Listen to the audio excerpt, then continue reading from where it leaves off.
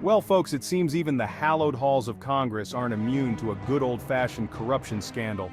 This time, it's Senator Bob Menendez, a man who went from humble beginnings to the pinnacle of power, only to have it all come crashing down in a whirlwind of bribery charges, shady dealings, and enough private jet trips to make a Kardashian blush. Born to Cuban immigrants, Menendez's story was once one of the American dream. He rose through the ranks of New Jersey politics, eventually becoming a United States senator. But somewhere along the way, it seems, the allure of power and wealth proved too strong to resist. Now, instead of crafting legislation, he's fighting to stay out of prison.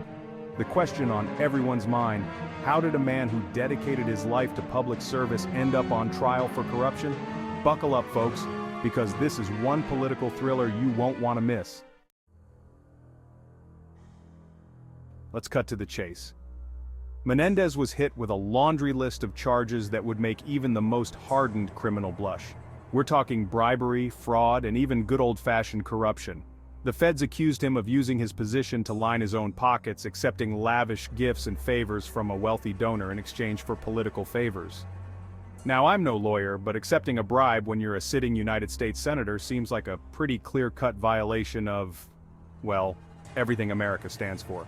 It's like robbing a bank while wearing a Law and Order marathon on your shirt. The prosecution painted a picture of a man blinded by greed, willing to sell his influence to the highest bidder. They alleged that Menendez had abused his power for personal gain, betraying the trust of the very people he was elected to serve. It was a damning indictment, one that sent shockwaves through the political establishment.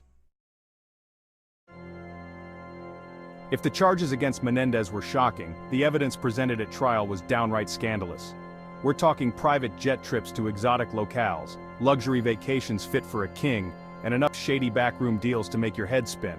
Remember that wealthy donor we mentioned earlier? Well, he just happened to be a Florida ophthalmologist named Salomon Melgen, and boy did he know how to treat his favorite senator right. We're talking stays at lavish villas in the Dominican Republic, flights on private jets, and even a cozy little internship for Menendez's girlfriend. But it wasn't just the extravagant gifts that raised eyebrows. Prosecutors also presented evidence of Menendez intervening in government matters to benefit Melgen's business interests. Coincidence? I think not. It was a classic case of quid pro quo, and the evidence was piling up faster than empty promises at a political rally. Section 4. The verdict: guilty as charged. After weeks of testimony, mountains of evidence, and enough legal jargon to make your head spin, the jury reached a verdict: guilty. That's right, folks. Senator Bob Menendez was found guilty on all counts of corruption. The once powerful politician had been brought down by his own greed and arrogance.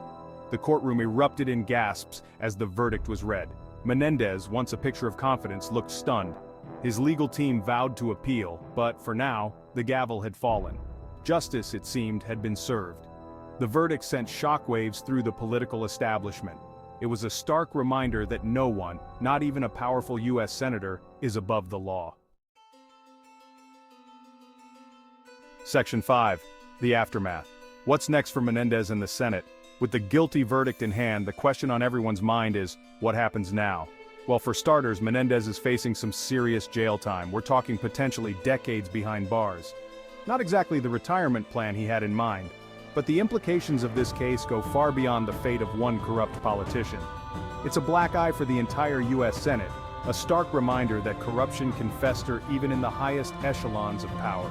The calls for Menendez's resignation are growing louder by the day, but so far, he's refused to step down.